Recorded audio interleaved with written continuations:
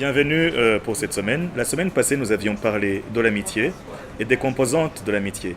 Et parmi ces composantes, nous avions en gros dit qu'un ami est quelqu'un qui nous aide à améliorer nos conditions de vie, quelqu'un qui passe du bon temps avec nous, quelqu'un qui nous aide à y voir clair et quelqu'un qui ne nous juge pas. Et tout ça, c'était dans le but de vivre mieux et souffrir moins. Et donc, dans ce cadre-là, aujourd'hui, nous allons parler du bonheur. Parce que tout le monde se dit à la recherche du bonheur. Mais au fond, personne n'a défini ce que c'est que le bonheur. Alors, aujourd'hui, nous allons commencer par ce que la majorité des gens pensent être le bonheur. Et cette catégorie s'appelle le bonheur hédoniste. Et comment le définir? C'est des gens qui te disent qu'ils ne seront heureux que s'ils ont beaucoup de voitures, beaucoup d'argent, que s'ils ont un poste de directeur dans une banque ou dans un hôtel, ou que si c'est des gens vraiment importants. Ils te diront aussi que s'ils sont connus, ou si c'est des gens célèbres, ou s'ils deviennent populaires, ou s'ils ont de la reconnaissance sociale, là, ils seront heureux. Et donc, on peut résumer ça par trois choses. Les possessions matérielles, ou l'argent, le pouvoir, et la célébrité.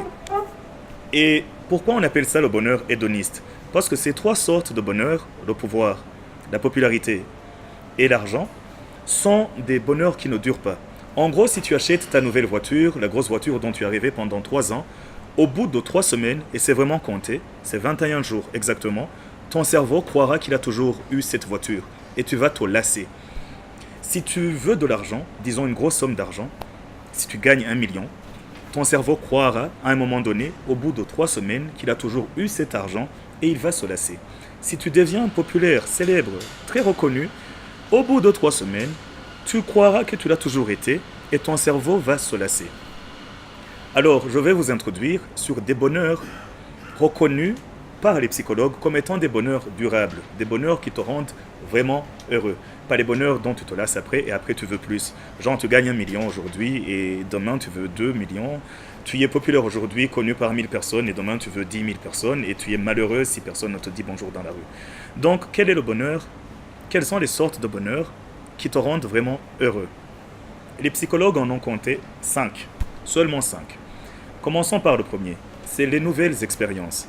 Il y a des gens qui ne deviennent heureux que quand ils ont voyagé dans un nouvel endroit, ou s'ils ont mangé un nouveau plat, ou s'ils ont découvert un nouveau livre, un nouveau sujet. Disons, le bonheur par les nouvelles expériences, par expérimentation et par renouvellement ou variété. On pourrait dire, voilà, il y a quelqu'un qui n'est heureux que s'il a sauté en parachute et ça le rend heureux. Ou s'il découvre un nouveau lac, un nouveau paysage, ou une nouvelle sorte de chocolat. Expérimente tes sens et tu seras heureux. Et vous me direz, ah tiens, quelles sont les autres sortes de bonheur? La deuxième sorte de bonheur, c'est le sentiment d'appartenance. Il y a des gens qui ne sont heureux que quand ils appartiennent à un groupe. Quand ils ont le sentiment d'appartenir à un groupe, le sentiment d'être entouré ou de faire partie de quelque chose de grand. Ça peut être faire partie d'une grande nation telle que les États-Unis ou ta nation, c'est le patriotisme en gros. Ou tu peux faire partie d'un fan club, d'un grand club de football. Tu te dis du Real, du Barça ou de Arsenal, qui gagne rarement. Mais de toute façon, l'idée est que tu ne te sens heureux que quand tu appartiens à un groupe. D'ailleurs, beaucoup de gens utilisent cette sorte de bonheur, cette catégorie-là, pour emmener des gens dans des idées plutôt racistes ou des sentiments nationalistes.